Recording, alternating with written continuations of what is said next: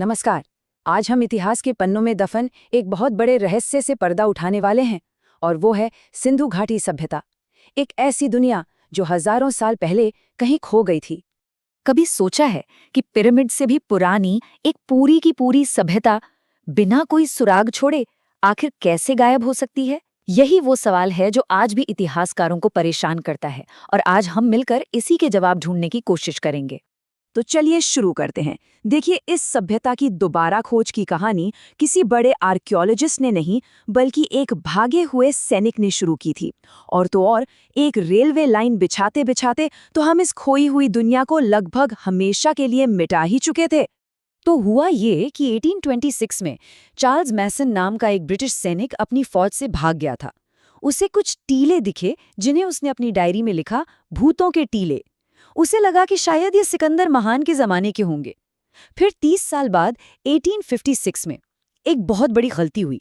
British engineer Karachi Lahore railway line बना रहे थे, और उन्होंने इन्हीं टीलों से ईंटें निकालनी शुरू कर दी। उन्हें अंदाजा भी नहीं था कि वो अनजाने में इतिहास को मिटा रहे हैं। खैर, शुक्र है कि 1920 के दशक में sir John Marshall, Dayaram Sahni और आर.डी. बनर्जी जैसे लोगों ने हड़प्पा और मोहनजोदाड़ो में सही तरीके से खुदाई शुरू की, और तब जाकर इस खोई हुई सभ्यता का राज दुनिया के सामने आया। ये बात सोचने में भी अजीब लगती है ना, कि करीब 150 किलोमीटर लंबी रेलवे पटरी दुनिया की सबसे पुरानी सभ्यताओं में से एक के कुचले हुए इतिहास पर बनी है। सोचिए, कितनी सारी विरासत हमेशा के लिए उन पटरियों के नीचे दफन हो गई। लेकिन जो कुछ भी खोजा गया, उसने पूरी दुनिया को हैरान कर दिया। ये कोई मामूली पुराना गांव नहीं था। ये एक ब्रॉन्ज एज का महानगर था, एक मेट्रोपोलिस, जो उस जमाने के और यहाँ तक कि आज के कई शहरों को भी टक्कर दे सकता था। देखिए, उनकी शहर बनाने की प्लानिंग कमाल की थी। शहर एक बिल्कुल सटीक ग्रिड पैटर्न में बसे थे। मतलब सड़कें एक दूसरे को 90 डिग्री के एंगल पर काटती थीं। घर एक ही साइज की पक्की ईंटों से बने थे, और हर घर में अपना कुआं और बाथरूम था। उनकी जो ढकी हुई नालियों की व्यवस्था थी, वो तो उस वक्त के लंदन या पेरिस से भी कहीं बेहतर थी। और दिलचस्प बात यह है कि बड़े बड़े महल या मंदिर बनाने की जगह उनका ध्यान द ग्रेट बाथ जैसी पब्लिक फैसिलिटीज बनाने पर था। इन सब से एक ऐसे समाज की तस्वीर उभरती है जो शायद बराबरी पर यकीन करता था। हैरानी की बात है कि खुदाई में हथियार तो ना के बराबर मिले हैं, लेकिन बच्चों के खिलौनों का पूरा खजाना मिला है। मिट्टी की गाड़ियां, पक्षी के आकार की सीटियां, ये सब इस बात की तरफ इशारा करता है कि वो एक ऐसा समाज था जो 700 सालों से भी ज्यादा सिर्फ शांति, व्यापार और परिवार पर ध्यान देता रहा। लेकिन इस मॉडर्न सभ्यता के साथ कुछ बहुत गहरे राज भी जुड़े हैं। खामोश पत्थर, बिखरी हुई हड्डियां और एक अजीब सा पौराणिक जानवर। ये 3 ऐसी पहेलियां हैं जो आज भी इतिहासकारों को सोचने पर मजबूर कर देती हैं। पहली पहेली, मोहनजोदड़ो की सड़कों पर कंकाल बिखरे हुए क्यों मिले? उन्हें देखकर ऐसा लगता है मानो मौत एकदम अचानक आई हो। इतनी अचानक के लोगों को ढंग से अंतिम संस्कार करने का भी वक्त नहीं मिला। आखिर हुआ क्या था उस दिन? दूसरी बड़ी पहेली है उनकी खामोश लिपि। हजारों पत्थर की मुहरों पर 400 से ज्यादा अलग अलग तरह के निशान मिले हैं, लेकिन आज तक कोई भी उन्हें पढ़ नहीं पाया है। हमारे पास उनकी कोई रोसेटा स्टोन नहीं है, और इसीलिए उनके व्यापार, उनकी प्रार्थनाओं या उनके कानूनों के संदेश शायद हमेशा के लिए एक राज ही रह जाएंगे। और तीसरा रहस्य, सिंधु घाटी का यूनिकॉर्न। उनकी मोहरों पर सबसे ज्यादा जिस जानवर की तस्वीर मिलती है, वो एक सींग वाला जीव है। क्या ये कोई मिथोलॉजिकल क्रीचर था, कोई खास प्रतीक, या सिर्फ एक आर्ट बनाने का तरीका? ये आज भी एक बड़ा सवाल है। तो फिर सवाल वही है, हड़प्पा का क्या हुआ? चलिए, इस 4000 साल पुराने कोल्ड केस के जो मुख्य संदिग्ध हैं, उनकी एक एक करके जांच करते हैं। अब देखिए, इसके बारे में 2 मेन थ्योरीज हैं।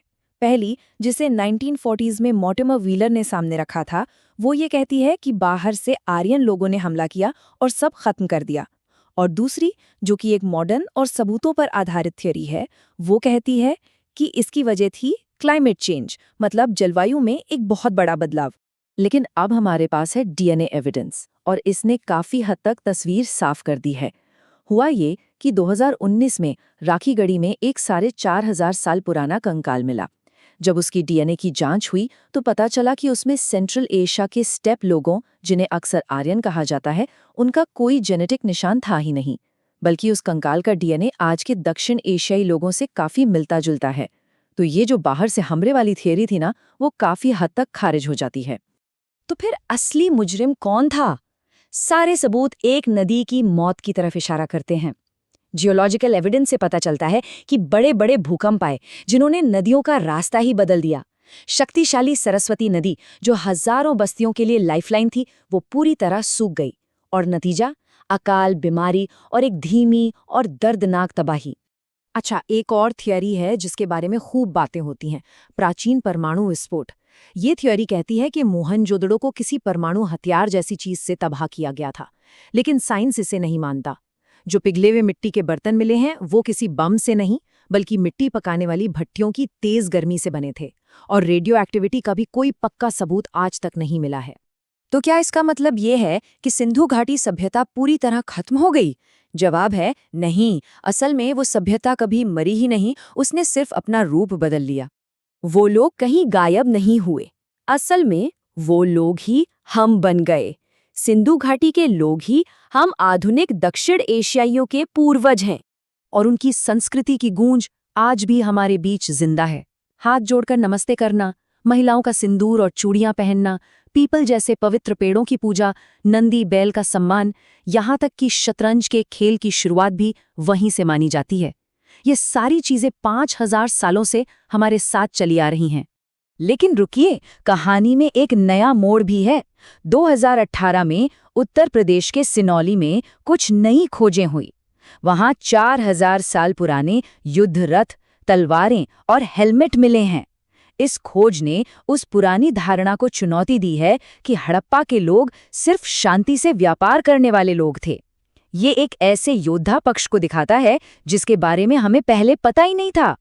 और आखिर में उनका इतिहास हमारे लिए एक बहुत बड़ी चेतावनी है। जरा सोचिए, 5000 साल पहले उनके पास एक ऐसा ड्रेनेज सिस्टम था जो कभी जैम नहीं हुआ, और आज हमारे मुंबई और दिल्ली जैसे बड़े शहर जरा सी बारिश में डूब जाते हैं। वो पानी की हर बूंद की कीमत समझते थे। उनकी सभ्यता पर्यावरण में हुए बदलावों की वजह से खत्म हो गई, और आज हम खुद एक बढ़ते हुए जलवायु संकट का सामना कर रहे हैं। वो जलवायु परिवर्तन से हार गए। सवाल ये है कि क्या हम भी हार जाएंगे? ये एक ऐसा सवाल है जिस पर हम सबको बहुत गहराई से सोचने की जरूरत है, क्योंकि हड़प्पा के वो खंडर हमें आज भी एक ही बात याद दिलाते हैं कि कोई भी सभ्यता चाहे कितनी भी तरक्की क्यों ना कर ले, प्रकृति की ताकत के सामने बहुत छोटी है।